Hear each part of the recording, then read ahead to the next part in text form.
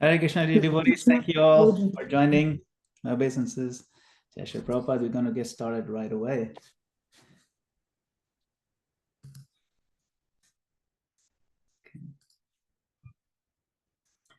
Om Namo Bhagavate Vasudevaya. Om Namo Bhagavate Vasudevaya. Om Namo Bhagavate Vasudevaya.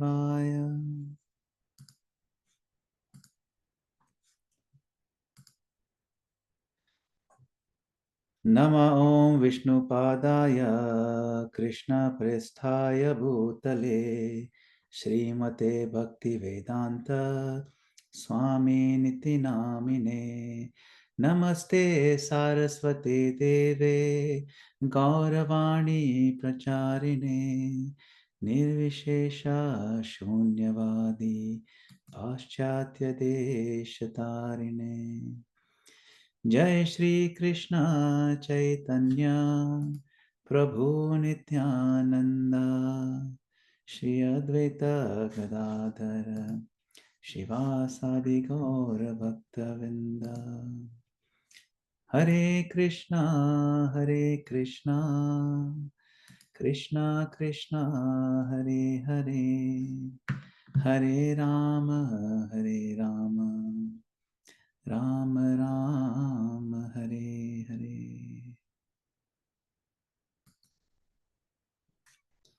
Thank you all very much for joining once again for the Nectar of Instruction, a 10-part series, balancing work, family, and bhakti in the modern context. Today we'll be covering verse number 8.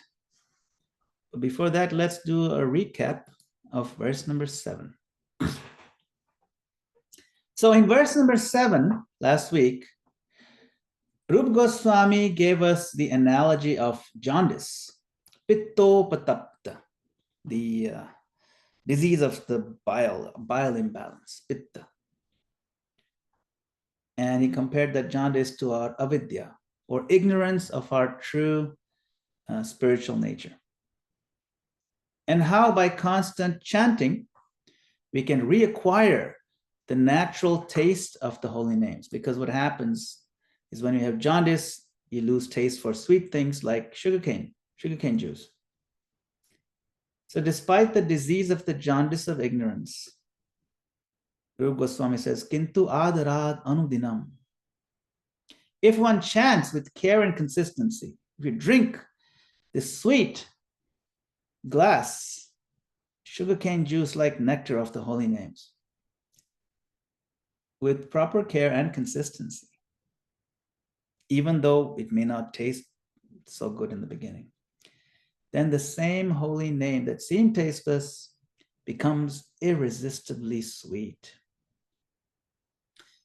The sweet medicine of chanting is also the very thing that tastes unpleasant at first, but if we persevere, with faith and sincerity, it destroys the disease, the pittopatapta, avidya, the ignorance. It destroys the disease at its root. Tad gada moolahantri. That was the verse. Then we explored the analogy of the 4 gates, not of stone, but of discipline, clarity, feeling, and surrender. So these are the 4 gates of successful japa. And they gently guide us from formality to a friendly familiarity, from sound to substance, from the lips to the heart. So we had, if you recall, the 4 gates, we'll recap them here. The first gate is external fundamentals, the outermost gate. It's like the main gopuram towering above the temple, commands our respect. What are these fundamentals? Proper posture, Prabhupada emphasized. Back straight, neck aligned. Not to look austere, but because our mood affects our body, and our body posture affects our mood. So posture reminds us that this is a time to be respectful, to be focused, to give attention, to give care. And we add to the posture important aspects of waking up early in the morning, taking a shower, being refreshed, chanting in a clean, sacred space, and pronouncing each syllable clearly. And now we've stepped inside that first gate. This gate helps us show, it helps us show up in front of Krishna, physically and consciously. That here I am, my Lord. I'm facing you. I'm ready to give you attention. I am taking the first step to show that I'm interested in being your servant. I'm interested in being your devotee. I'm interested in chanting your names properly. Then we enter the second gate. This is a tough one, but it's doable. The gate of clarity, a clear understanding of the identity of the holy names. If we understand what we're doing, if we understand that this chanting Hare Krishna Mahamantra is Krishna, if we truly understood it, even at a mental and intellectual level, we will give it the appropriate respect. The mind is restless, but it's not beyond control. When we remind ourselves that Krishna and his name are the same, the mind quiets down. And then we can tell the Lord, my Lord, this is for you. The more we understand this tattva, the philosophy, the siddhanta, the understanding, the more our mind will want to stay near him. So this gate demands mental discipline. Yes, sure, but also a loving dedication. So yes, it's not easy, but if you're persistent, it says adarad anudinam, persistence and perseverance. We want to prove to Krishna we're interested. Then the gate of the heart with heartfelt emotions. We open our feelings before the Lord. This is a threshold of bhava bhakti, bhakti with feeling. This is where our japa moves from dry repetition to a living relationship. We want to chant with gratitude, with longing, the sense of remorse. Whatever is real as a feeling, bring that into play, engage that feeling in the heart. Embrace that feeling as you chant. Offer it to Krishna. Even our brokenness can become an offering, because Krishna is not bought by eloquence or quantity. He is bought by emotion. He's moved by feelings, because he's a person. And of course, the fourth gate of utter surrender, where we surrender to his mercy. Here, the devotee stops walking and the devotee waits. As chanters, we've done our part at this point. We look up and say, my Lord, I've come for this. I've come here for you. I've come all the way this far.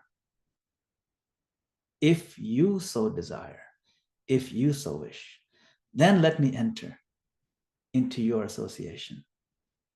This is the gate of mercy, the gate of utter surrender. We cannot demand. We are knocking. We are beggars. We receive, not with a sense of hubris or entitlement or accomplishment, but with tears of humility and hope. So we may not have love for God yet, but we can offer our gratitude, our appreciation, and all our feelings that we do have access to. Everyone is eligible to approach the Lord for his mercy, but we become more receptive to his mercy by first giving everything we have got. Can we really tell Krishna, my Lord, I've given you everything I have? If we go through all these gates, we can say, yes, my Lord, I've given you everything I've got. Then we wait. Then we can beg. Even to beg requires adhikar. We asked ourselves, are we ready to enter this realm of Braja? This is the land of the peacocks, the land of Govardhan, the land of Krishna. This Govardhan mountain Krishna lifted. do we really want this dham? How badly do we want it? We ended the previous verse at this point. And now Rupa Goswami tells us that we absolutely need to enter this realm in order for us to take our spiritual progress to its natural conclusion. Love of Sri Krishna in Vrindavan. Last week, verse 7 acknowledged our reality. We are patients with jaundice. At first, sugar candy, the holy name, tastes bitter. But with faithful, persistent chanting, going through the gates, we begin to taste the sweetness. This change, this beginning, signals that the medicine is working. Our disease of ignorance, our addiction to the wrong tastes of this world is beginning to heal. We see glimpses if we give everything we've got. Begin to taste. Some healing is happening. And now verse number 8, today's verse. This is the instruction for those who have caught a glimpse of that sweetness. We haven't become pure yet, but we've had enough of a taste to want more. Rupa Goswami is saying, now that your taste buds are beginning to recover, don't stop the treatment. Keep the momentum going. So you see 7 goes into 8 with that momentum. Keep that in mind. Don't stop the treatment. Deepen it. Widen it. Immerse your whole life into this medicine. Chant Krishna's name. Meditate on his form. Remember his pastimes, his sweet qualities. Let your tongue and mind, these two are always there, the tongue and mind. Let your tongue and mind, rasana and mana, become instruments of love. Not just discipline. Discipline is needed, but let them now be instruments of love. How? Live mentally in vraja. Tishtan vraje. For those whose hearts are mad with divine love, look for them and follow them. Those are the Vrajavasis. So while last week's verse 7 was like the doctor's diagnosis and prescription, today's verse, verse number 8, is the lifestyle change. You know how doctors say, okay, now I'll give you the medication, but you got to make some lifestyle changes. This is the lifestyle change the doctor recommends. It's the entire care plan for spiritual healing. We're actually in pretty bad shape in this material world when we're materially conditioned. And we have to embrace this care plan for spiritual healing. It teaches us how to spend the rest of our life living in love, even if we are not feeling that love fully yet. This verse doesn't demand perfection, but it calls us to a direction of the heart. And if we gently, persistently orient our lives in this way, then our ultimate destination becomes clear. Not just remembering Krishna occasionally, but living every moment in the shelter of his sweet presence, under the guidance of his beloved associates. This verse is the distilled essence of Upadesha Amrit. It's called the essence, Sara. It is not just advice. It is a saram, the essence of all advice. It's the essence of all advice. So let us read this very carefully. We have to understand it and apply it. Verse number 8. Tannama rupa charitadi sukirtananu smrityo kramena rasana manasi niyojya tishthan vraje tadanuragi jananugami kalam naye dakilamityupadesha saram. The essence of all advice is that one should utilize one's full time, 24 hours a day, in nicely chanting and remembering the Lord's divine name, transcendental form, qualities, and eternal pastimes, thereby gradually engaging one's tongue and mind. In this way, one should reside in Vraja, Goloka Vrindavana Dham, and serve Krishna under the guidance of devotees. One should follow in the footsteps of the Lord's beloved devotees who are deeply attached to his devotional service.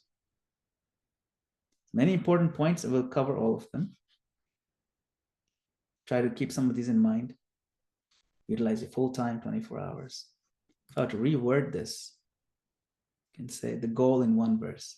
Use your entire life, 24/7, to chant and remember Krishna's name, form, qualities, and pastimes, engaging both your tongue and mind. Manasi, rasana manasi, niyojya. Tongue and mind, very specific, okay? Reside in Vraja. We'll explore what that means. Under the guidance of Krishna's dear devotees, and spend your whole life following these devotees who are madly in love with you.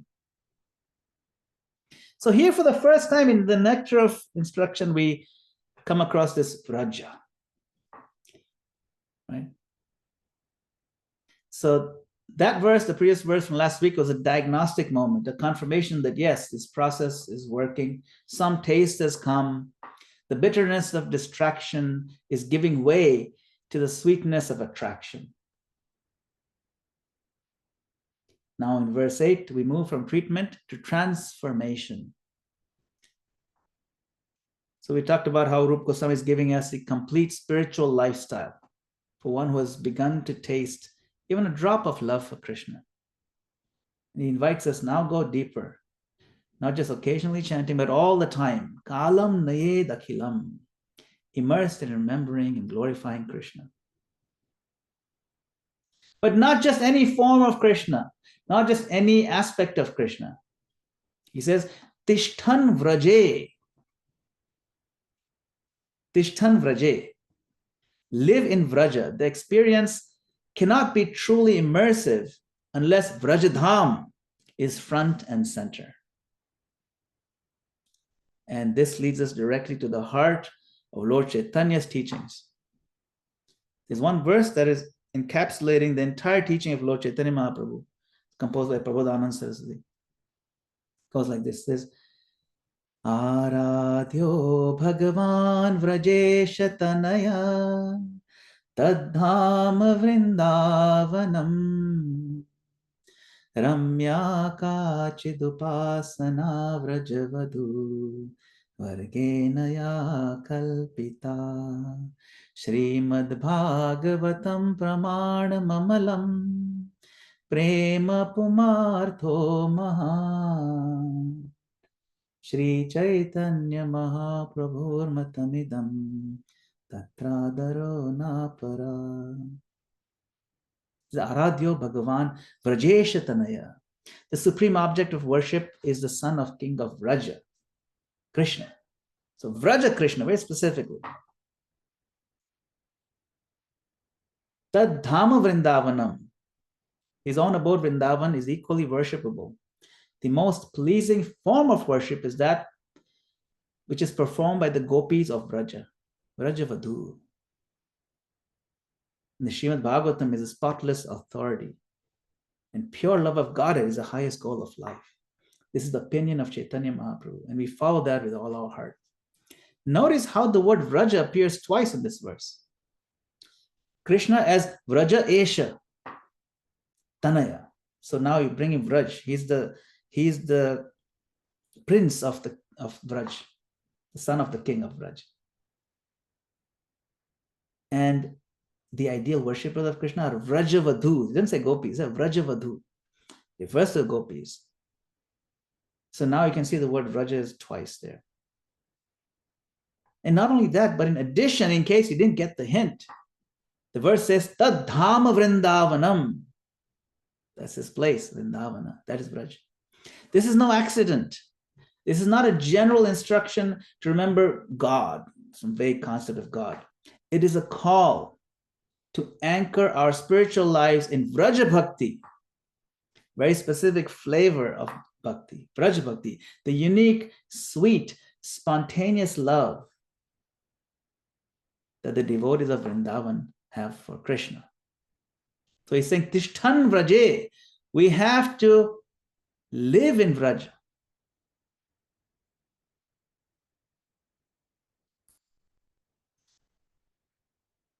Reside in Vraja.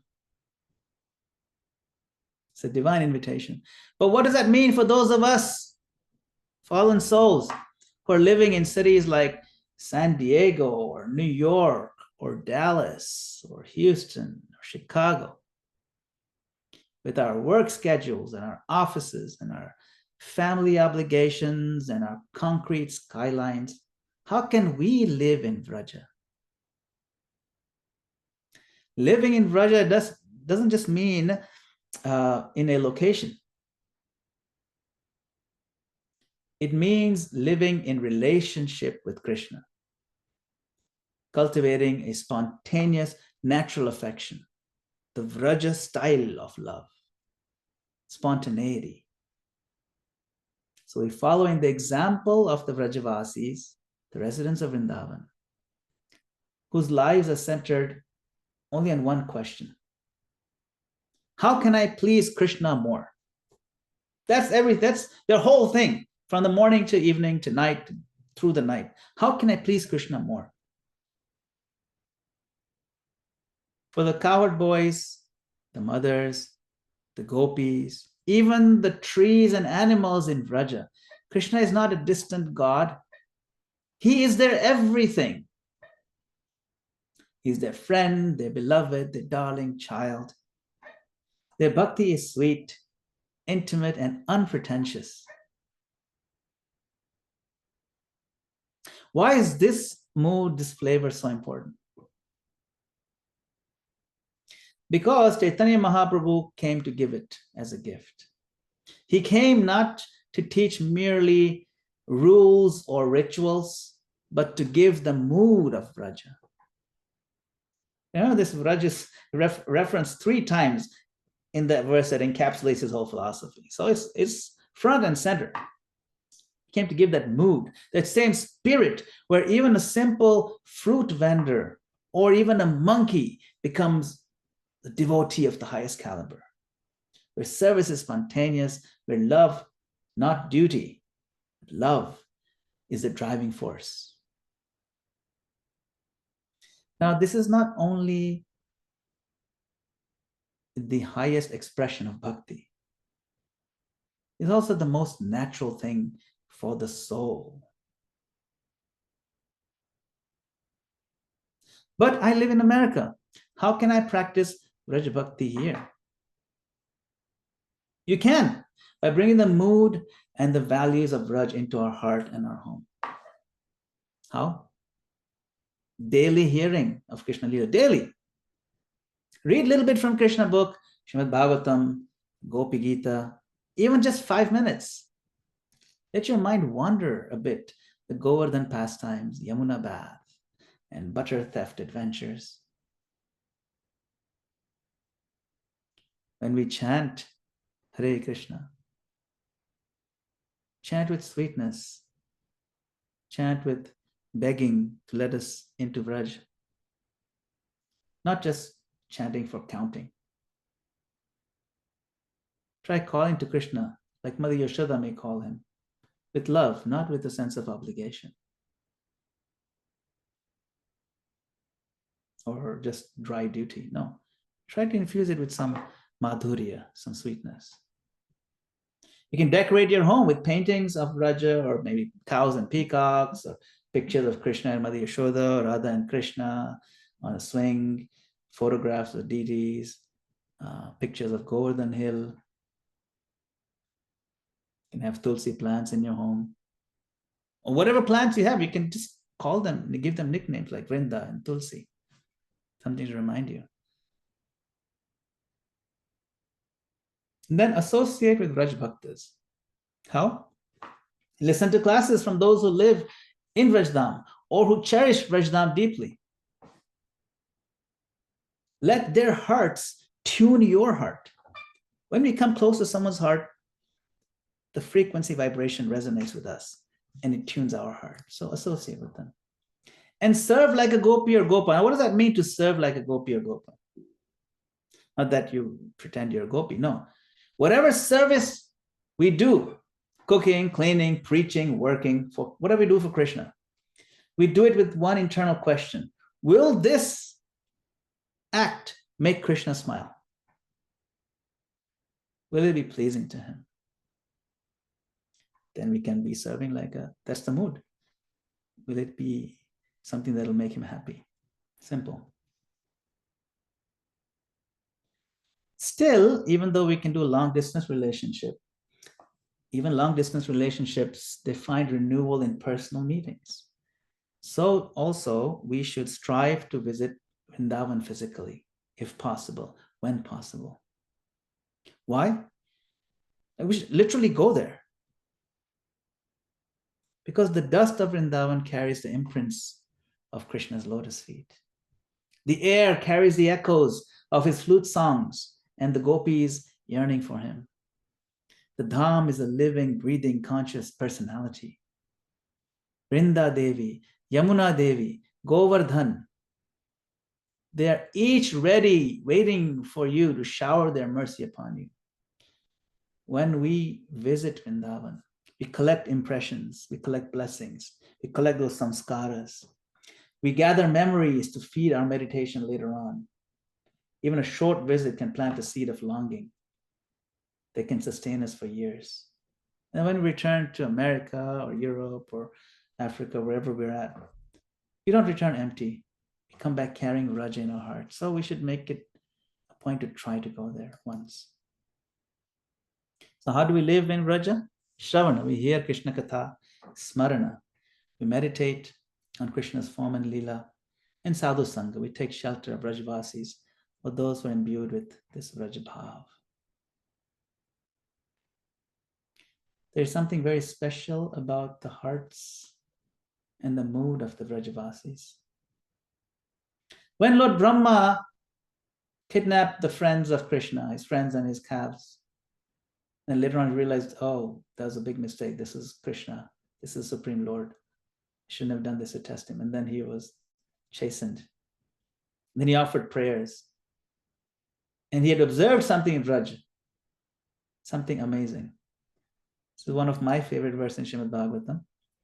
It's the 14th chapter, the 10th canto, where Brahma prays to Lord Krishna, text number 35.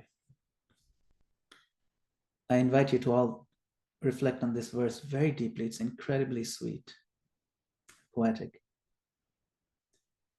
He prays, Brahma, he says, Esham Ghosha Nivasinam Uta Bhavan Kim Devarate Tinash Cheto Vishva Phalat Phalam Tvadaparam Kutrapyayan Muhyati Sadveshadiva Putanapi Sakula Tvameva Deva Pita Yadhamartha Suhrit Priyatmatanaya Pranashayas Tvadkrite.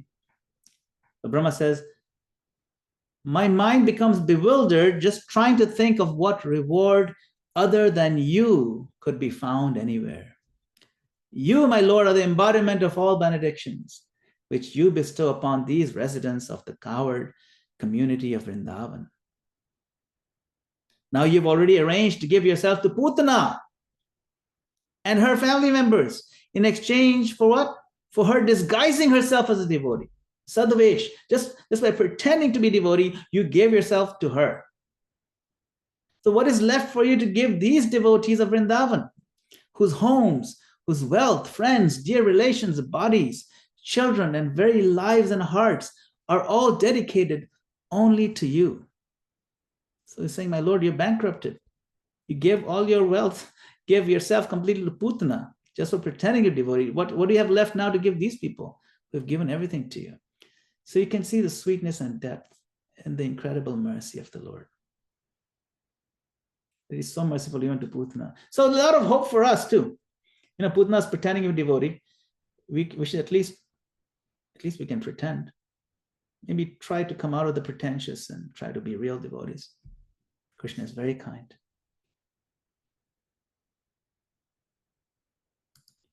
So, kalam naye dakhilam. This verse asks us to spend all our time in Krishna consciousness. Think of Krishna 24/7.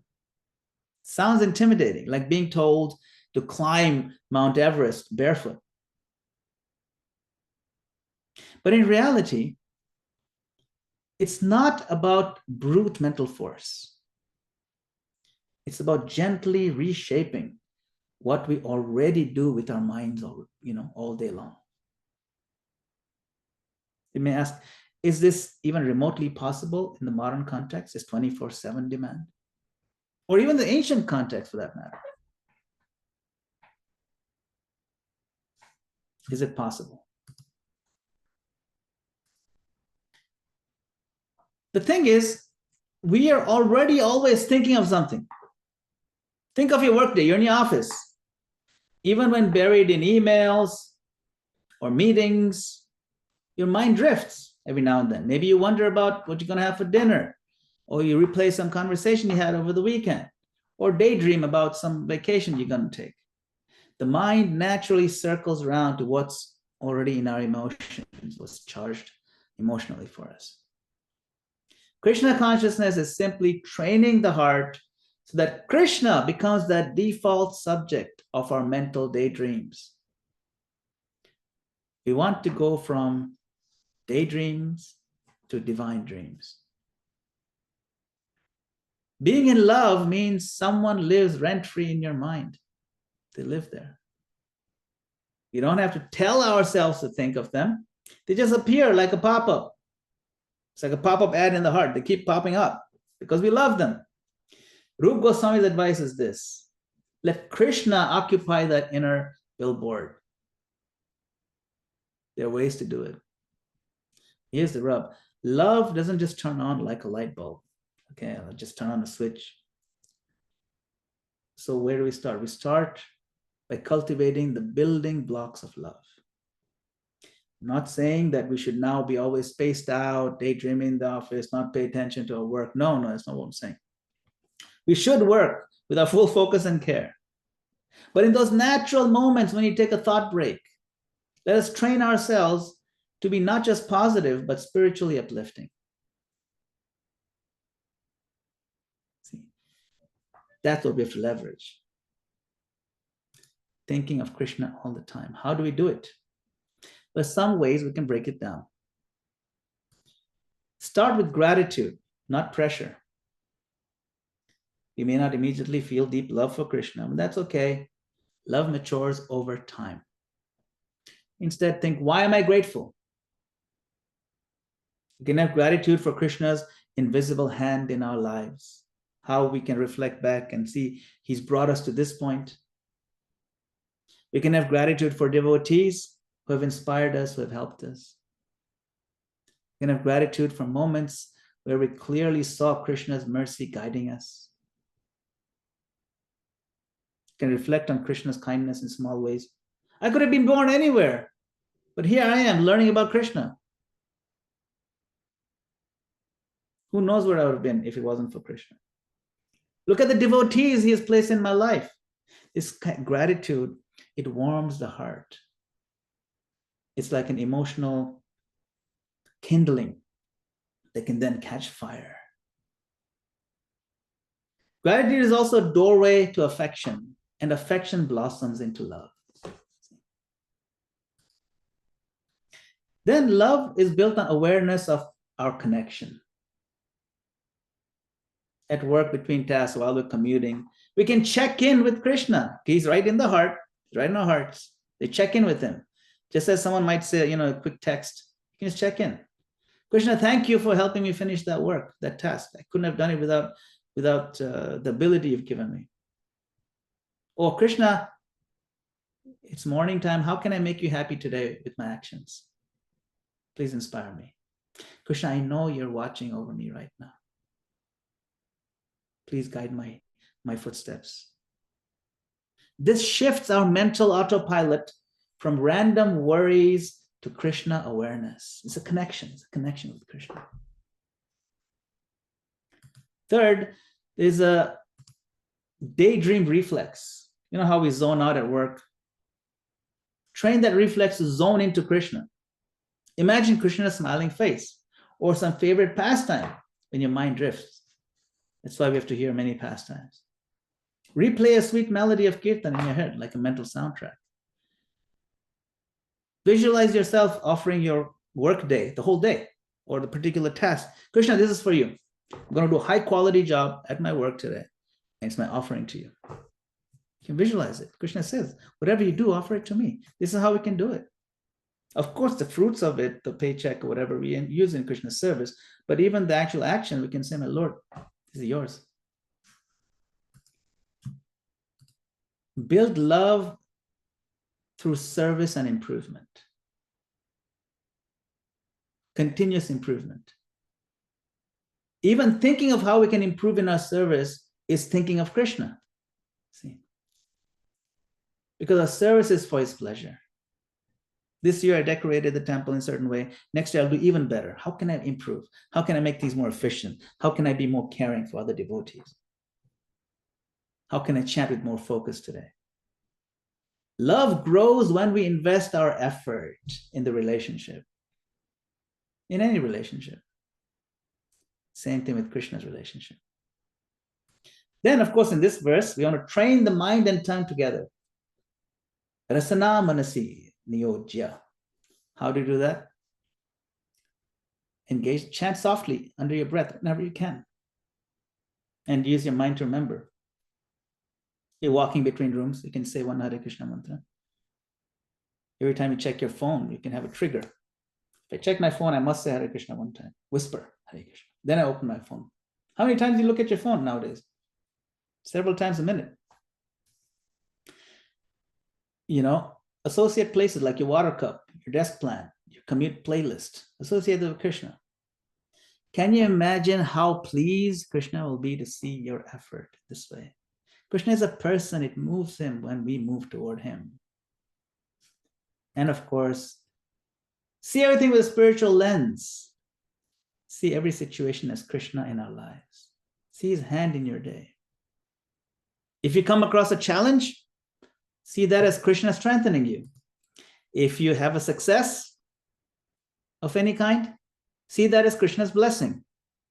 And if a devotee smiles or reaches out to you, see that as Krishna's love shining through.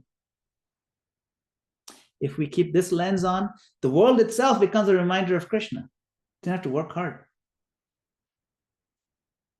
And then, of course, we want to keep a positive, hopeful future in our mind.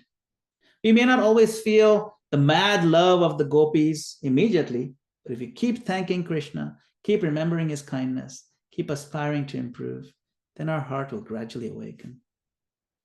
This verse number 8, it encourages us to keep Krishna and his devotees as the main subject in our life, and love will naturally grow. Okay, fine, very nice. 24 hours though? Really? 24 hours? Don't we need to at least sleep? See, the nectar of instruction doesn't just ask us to do something, like think of Krishna 24 hours. No. The nectar of instruction is asking us to become something. A soul whose every fiber is turned toward Krishna in love. Of course, let's be real. Is it even possible to think of Krishna all the time? What about sleep, our work, our duties? Is this just some sort of poetic exaggeration that you can put in a song? No.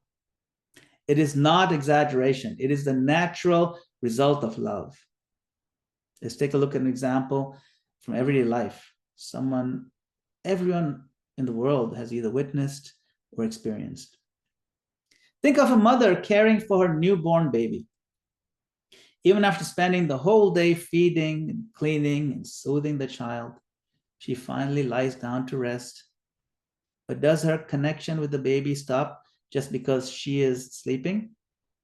No. Even in her sleep, her hand spontaneously moves, stirs. She stirs to check on the child, on the infant. And then she feels at peace. She'll call out his name in her sleep, in between snores. It's the sweetest thing. It's the most natural thing. If the baby shifts in the crib, she instinctively reaches out, still half asleep, touching him just to reassure herself, child is okay. She doesn't do this by mental calculation. She doesn't say at 2:45 in the morning, I must remember my baby. No, it happens naturally because her whole being is woven with love for that child. This is the key. So what does it mean to think of Krishna 24/7? It's not just about conscious effort at every second. It's about cultivating an inner affection so that even when we are not actively trying to remember Krishna, even when we're at work, even when we're asleep, there's a thread. There's a thread of connection, a reflexive orientation of the heart toward Krishna. The orientation of our heart is called mati. Mati, where our consciousness is truly and deeply invested. That's why the real sadhus, they'll give only one blessing. Krishner mati rastu. May our consciousness be invested in Krishna. Mati. This is why Rupa Goswami uses the phrase kalam nayed akhilam. I want you to spend all the time remembering and chanting. That includes sleep. Not necessarily by active consciousness, but by subconscious attachment. Just like the mother. You've seen it. In fact, when you're in love, you can't stop thinking even in sleep. You can't stop thinking of the beloved. So is it possible? It's actually impossible to stop thinking. So what to speak of, think of someone you love eternally. You have a relationship with Krishna from time immemorial, beyond time itself. It's very natural. You just have to reconnect and re-engage. We're seeking our destination, where we can be truly peaceful, truly happy. So how do we cultivate that level of remembrance? By filling our days with Krishna conscious impressions. We talked about that already.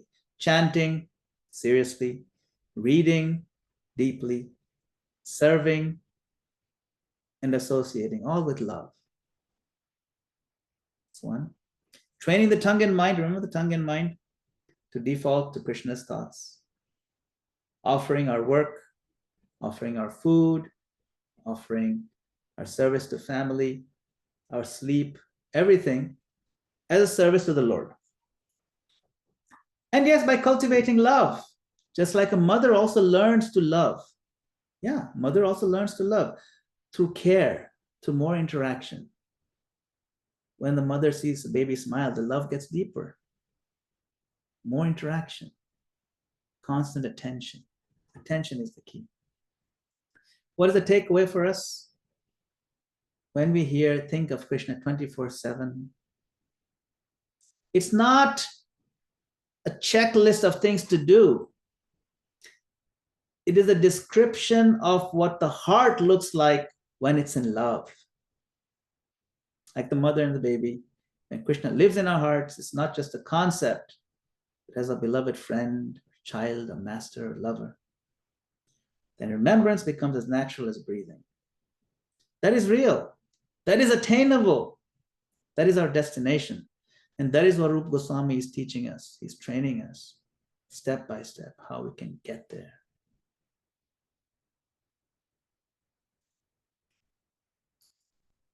So here in the Nectar of Instruction, verse number 8, Rupa Goswami is harmonizing everything. The medicine of chanting from verse number 7 last week The ultimate goal of Vraja Prema, the method of following the gopis and the Vrajavasis, and the mood of surrendering under the guidance of those who live in love with Krishna. It's a complete map of what to do. You start where you are. Our goal is very far, but you start where you are. With your chanting, with your imperfect mind, and then let the taste grow. Let the taste grow. After that, let your heart move to Vraj by remembrance, by service, by longing. This verse doesn't just tell us what to do, it reveals where we are meant to live. Not just in a place, but in a mood, in a relationship, in a path following the lovers of Krishna. And Lord Chaitanya Mahaprabhu came to give exactly this. Not merely liberation, no.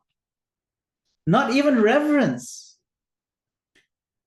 He came to give the spontaneous loving mood of Vrindavan, especially of the Vrajavadhus, the gopis, who love Krishna with all their being.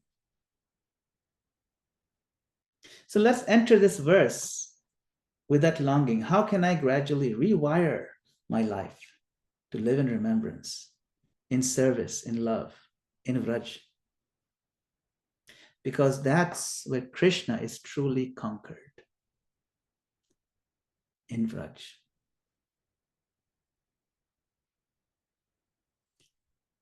As a closing meditation,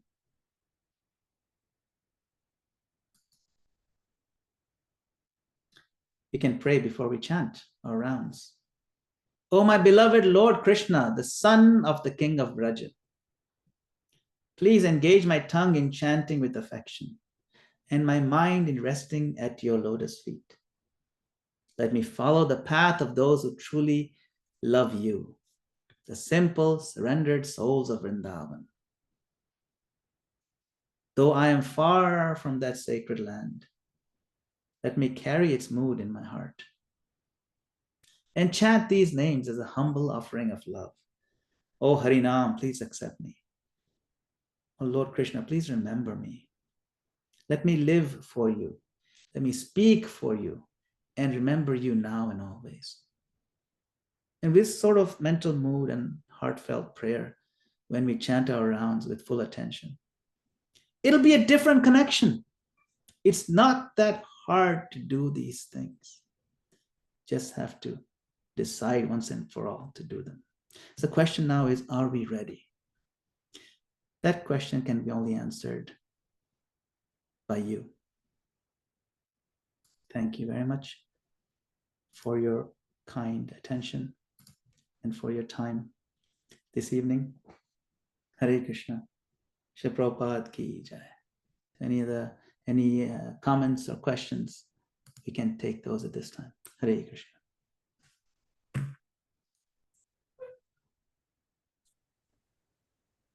Hare Krishna, Babu. Hare Krishna. I am, of course, attending this session fully for the first time, but I wanted to ask if if someone has asked this question before, then I ask pardon to anyone else. So, can I ask the question? Yes, go ahead, Prabhu. So, uh, one of the things which you said about Vraja, right? And I always contemplate now on the mood of Vraja, or what people do for Krishna and Vraja, or what people did for Ram when he was in Vanvas, is they wanted to do their duties and they wanted to basically say, Lord, I am doing a particular work or a job. This is my real time work, but how can I actually devote it to you? So in Vraja, you gave examples of the gopis and other people who wanted to just offer everything to Krishna. And same way, everyone wanted to do that for Ram. So in our real life, where we are far away from Vraja, and you said about the mood that everything should be devoted to the Lord. Is chanting now just a medium to remind us about the Lord? Because at one point of time, we have to say 24 by 7. What comes to the mind first is what our occupation is. And I'm sure whoever is offering services to Krishna and Vraja too has to do their occupation, whether it is herding the cows or collecting fruits from trees or anything, that is their occupation. But they're doing in the essence of offering it to Krishna. So essentially, chanting should be a way of reminding us about Krishna and not an end to it. Is that correct? Or am I interpreting it in the reverse way? Yes, a good question, Prabhu. Chanting is much more than just a means to an end. Chanting Krishna's names is the means and the end both. It's not that at some point you'll stop chanting when you become perfected. Just as, drinking the sugarcane juice when you have jaundice, it tastes bitter, it tastes like medicine. But when you're cured of it, then you drink more. That becomes your default drink now. Like, oh man, I can't stop drinking now. So it's not that, because chanting connects us with Krishna very deeply. And it is a way to serve Krishna that makes him very pleased.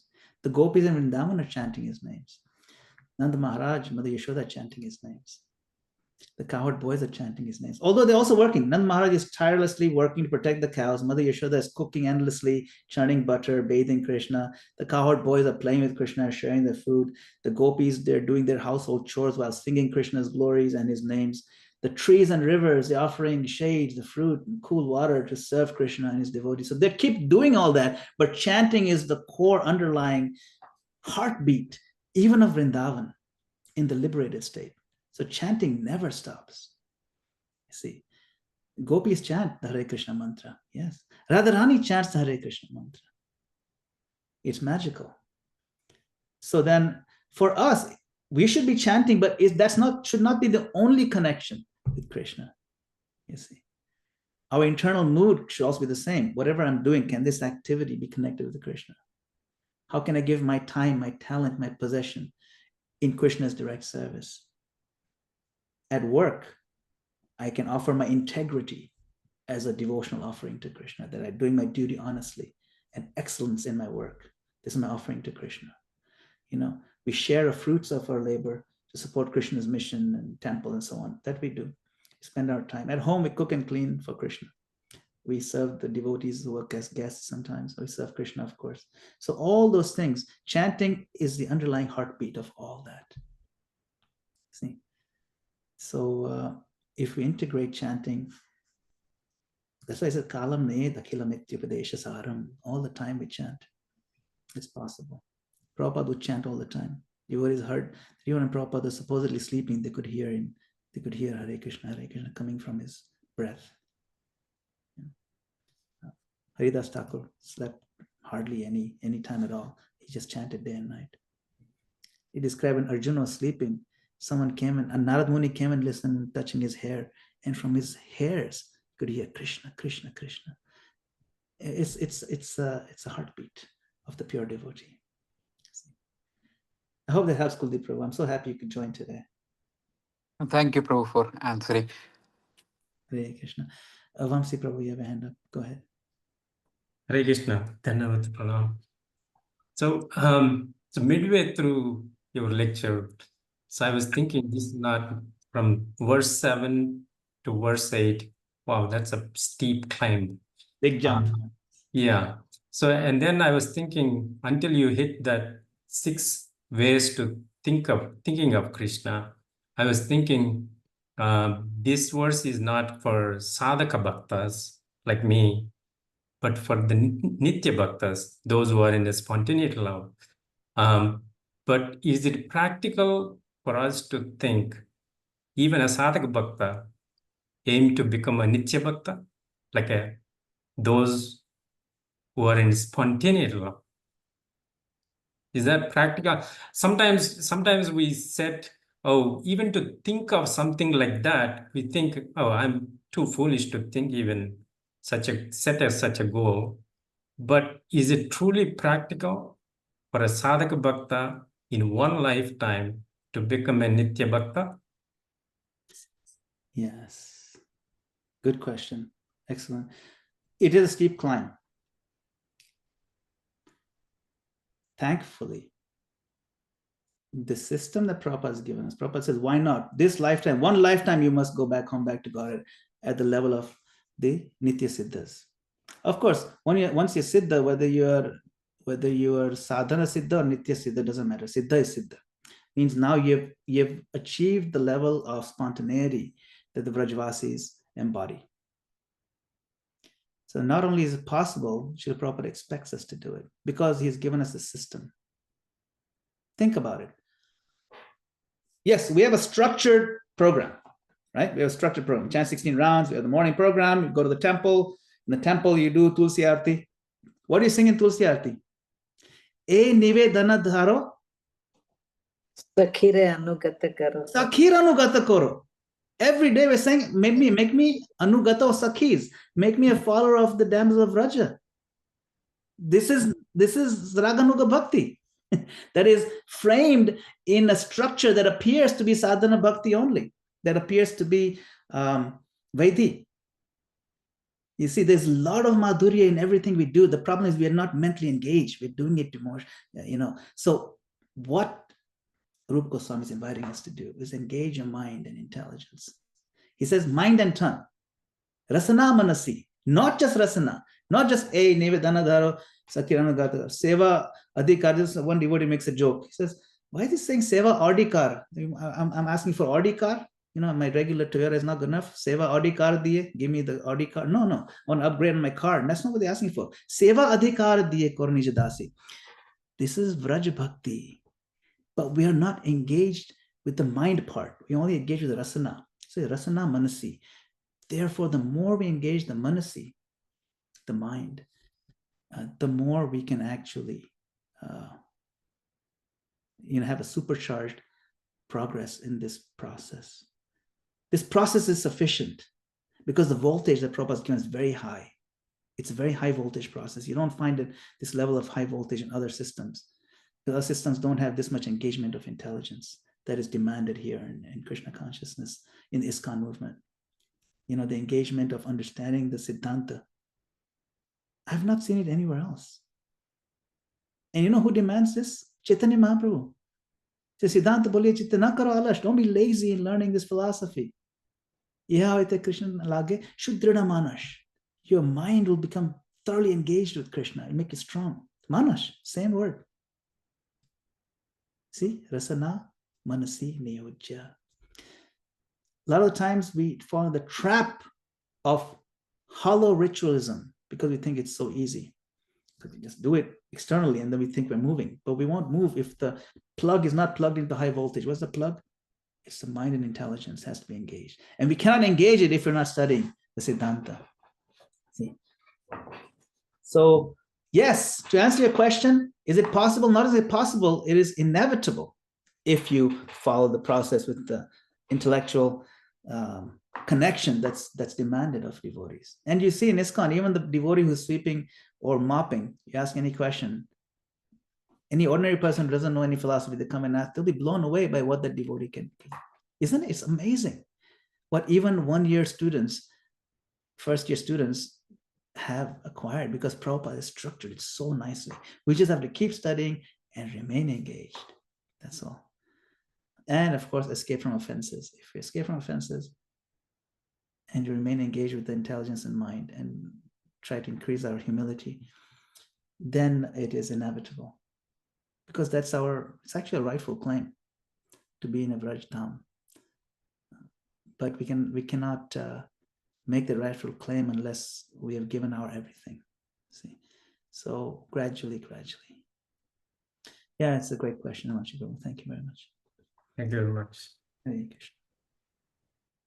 Anybody else have any comments or questions?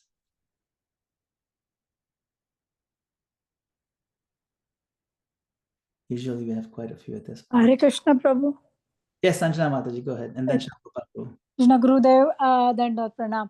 Thank you for beautiful class as always.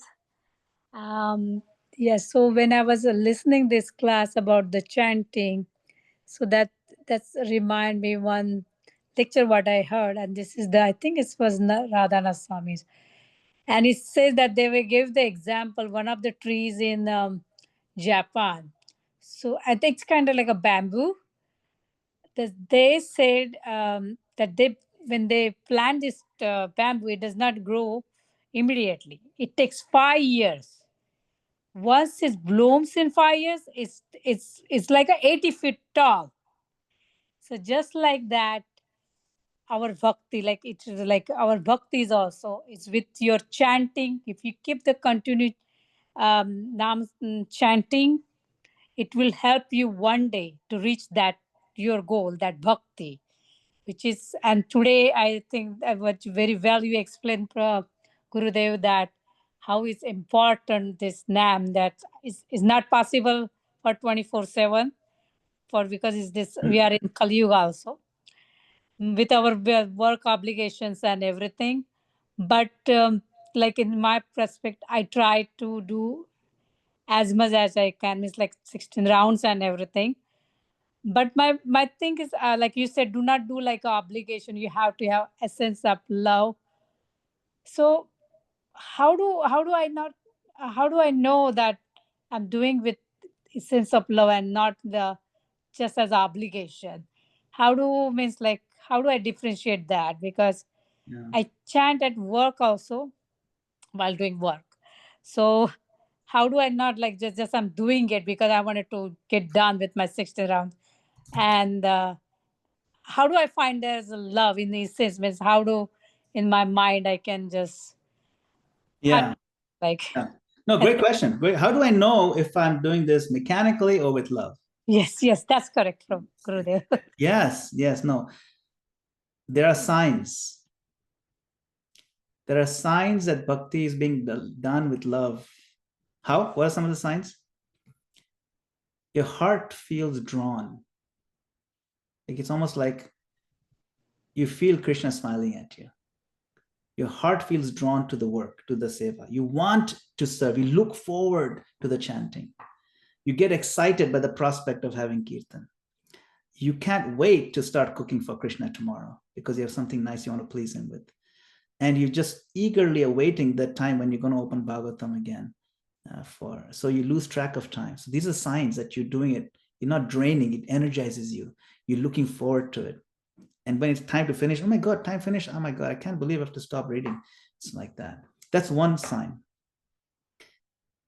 Then you will find yourself thinking, will this make Krishna smile more, or will this look better on him? Or you'll think of what will make Krishna be happy more. When you start catching yourself thinking like that, it means you're now moving to Vrajadham mood. See? Then another sign is you become forgetfulness of your selfishness.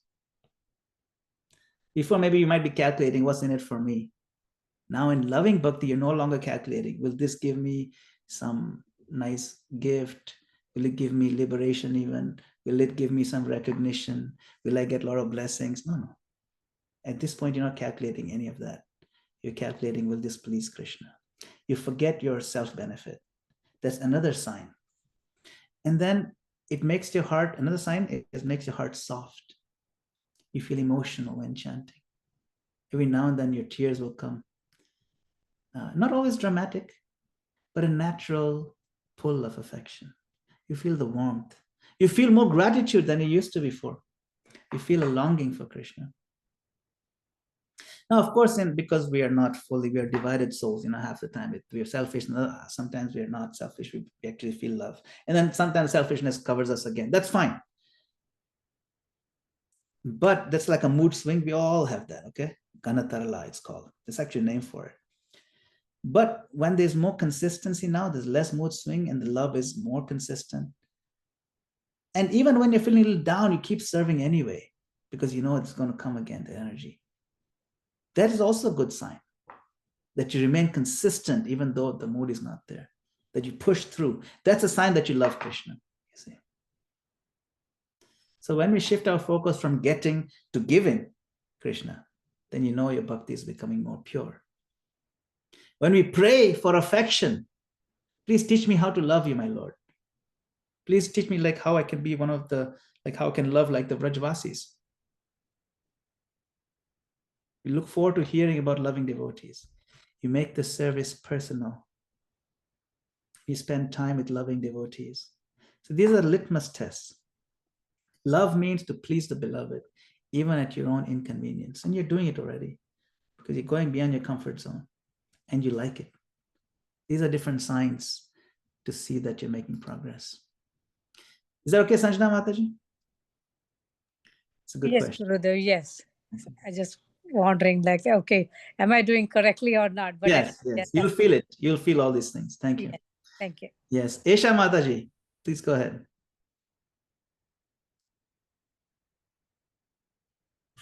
You have to unmute yourself though. Hare Krishna, Prabhuji. Thank you. I would like to thank you, and I'm feeling so grateful for this topic today. I kind of always think about these things and feeling like Vrajvasis are only the pure devotee, and Krishna would love the Vrajvasis more than any other devotees, and that's why they are in the Braj, because it takes so much of bhakti, sadhana, and tapa to get there, to be part of the Braja. And I used to feel that we are living so far from Raja. That means Krishna wouldn't love us that much, or we might get so many janmas to reach to that level that we would be part of the Vrajas, and then we'll be part of the Godhead. But you made it so clear, and now I have little bit hope that there are chances there are chances of being part of Godhead, even though we live far away from Raja, and how to keep Raj alive into our heart and in our memories. It was a great lecture, and I loved it so much, Prabhuji. Hare Krishna. Thank you. Thank you so much. Thank you. Yes, you're yearning and you're longing to be part of Raja. That's what it takes to live in Raja. And Krishna always fulfills that. Remember, Krishna is not trying to judge us. He's trying to get us into Raj more eagerly than even we want. You know, imagine he's trying. We just need to show that we're interested. That's all. Thank you. So is it true, the more far we are, the more we miss somebody and more we love somebody? See, yeah, it's true. It's true. Sometimes it's better to be in America and think of Vrindavan than to be in Vrindavan and think of America, isn't it? So you think it's better. However, we should go to Vrindavan so that we can collect the memories to think about. So that's important, you know. Thank you. Isham Gopal Prabhu, you had your hand up earlier. Thank you for the class. Great class. So why we learn how to be Raja conscious. So you told us like name your Tulsis, Tulsi in the pictures, so externally. So that helps, right? Externally having something of Raja around you. Is that how far that like is a factor in your progress? Yes. The external symbols, paintings, drawings, all these things, see, they do help a lot. But how much they help will depend on our level of receptivity. How much, like when we see a painting of Vrinda Devi or just see Tulsi plant, the more we have trained ourselves to spontaneously remind that this is Krishna's pure devotee, then that connection happens more and more. See, to the degree we are activated, that we've activated the intellectual connection and the heartfelt connection, to that degree, those things will help. They're always helpful, you know? So it's kind of like it's a therapy for amnesia. Amnesia patients, sometimes they're given therapy. They can't remember their own spouse. They can't remember their own brother, sister, their children, because they got hit on the head or something. And now they have some therapy. Part of the therapy is to keep pictures of the family everywhere. So wherever they see, and sometimes that actually helps gradually remember who they were. So it's kind of like that. We're all suffering from that amnesia. Deep inside, we're all yearning for Krishna. That yearning is covered by layers of selfishness. So when we see sometimes these things, we get their blessings and the reminders are there. So it definitely helps, for sure. Yes. Thank you. I see Dharnidhar Krishna Prabhu is here. Thank you for joining, Dharnidhar Krishna Prabhu.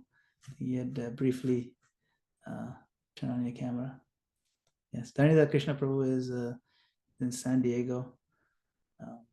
And he's working on an incredible project for building his big temple of ISKCON in a town called Escondido.